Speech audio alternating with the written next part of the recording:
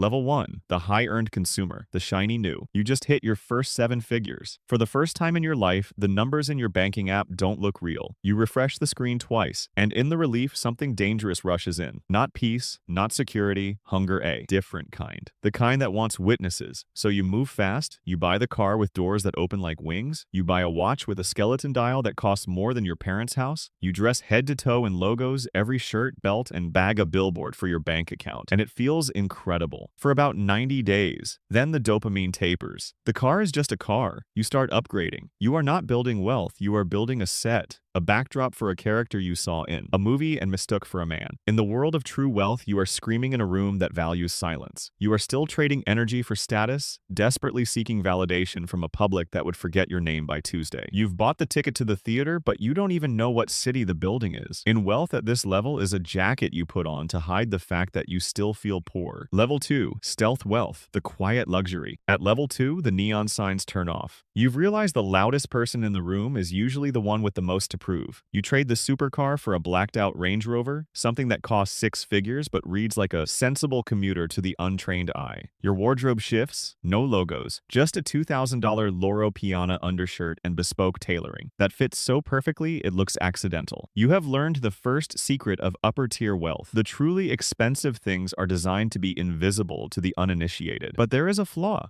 You are still performing. You've simply changed your audience. You are researching which wine to order before you arrive, selecting your charity based on who else is on the board. You're learning the language phonetically, not natively, and the people born into it can hear your accent from across the room, even when they're too polite to say so. You are in the foyer of the estate. The fire is warm, someone has handed you a drink, and the art on the walls is extraordinary. But the heavy oak doors to the inner rooms remain locked. You have the look, you lack the history, you are a high-quality photocopy of a masterpiece you've never actually seen. Level 3, the endowed legacy, the network. Level 3 is where the math of money stops being the most important variable. Here, wealth is measured by who you knew when you were 12 years old. You didn't apply for your internship. Your mother called a family friend who happens to chair a global investment firm. You spent your summers at camps that were actually networking incubators for the children of heads of state. By 18, you had shaken hands with people whose names move markets, not because you were impressive, because you were theirs. If you are trying to enter this level as an adult, understand you are already 30 years too late. You can buy the house in the right zip code, you can get your children into the right school, but you will always be the new family tolerated. At the garden party, never part of the we. You are a guest at a table where everyone else is family and no one will ever fully forget the distinction. Level 4, asset immortality, the trust. At level 4, the money becomes sentient. It no longer needs you to survive. This is the level of trusts and foundations, legal architecture, so old and intricate that the modern tax code doesn't apply to it so much as it bends quietly around it. You don't own your home. A multi-generational family trust does. You don't earn a salary. You receive a structured disbursement, mathematically optimized 40 years before you were born. The obsession here is not growth, it is preservation. While level 1 is trying to 10x their portfolio, you are focused on not losing a single basis point across the next century. You own timberland, water rights, and commercial real estate in London that hasn't been on the open market since the Victorian era. The stock market's daily noise is irrelevant. Your financial horizon is measured in generations. You have moved from being a player in the game to being part of the stadium itself. Level 5, the invisible architect, the family office. At level 5, your name begins to disappear by design. You pay PR firms 7 figures specifically to keep you out of the press. The Forbes list is to you an embarrassment, a document for people who want to be found. You operate through shell companies and private family offices. When a skyscraper breaks ground in Dubai or a tech giant is quietly dismantled in Silicon Valley, your capital is the foundation, but your signature is nowhere on the paperwork. You don't lobby politicians. You grew up in the same country clubs as them. You influence global policy by funding the think tanks that write the laws before they ever reach a desk. You are no longer a person with money. You are infrastructure. The current beneath the surface, the shadow the sun never hits. Level 6, the philanthropic gatekeeper. Level 6 is about cultural control. Your wealth is now so vast, its only remaining strategic use is to curate the narrative of human history. You sit on the boards of the world's greatest museums, universities, and global NGOs. You don't just donate.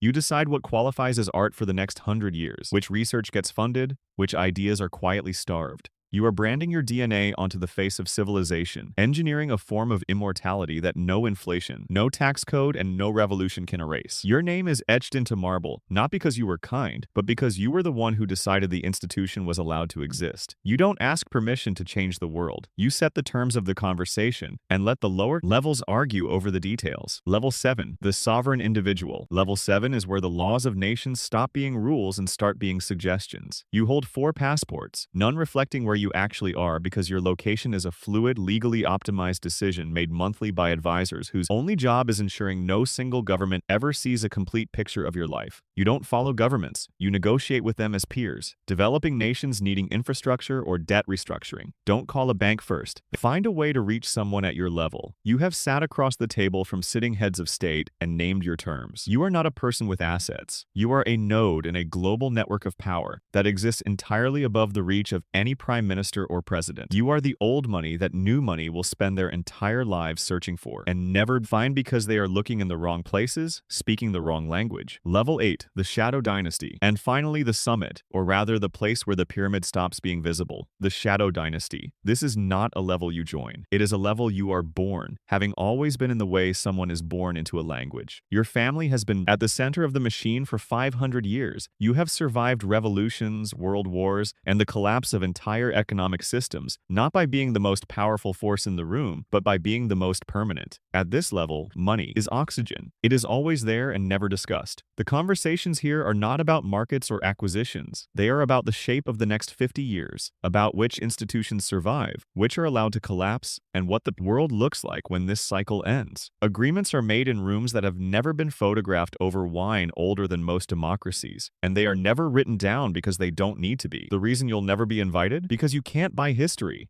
You can't manufacture 5 generations of calculated silence. The door isn't locked because of your bank balance. It's locked because you weren't there when the foundation was poured. You are trying to win a game that was over before you were even born. So, your name will never be more than a footnote on a page. They have already turned the game was over before you were born. The only question is how long it will take you to stop playing.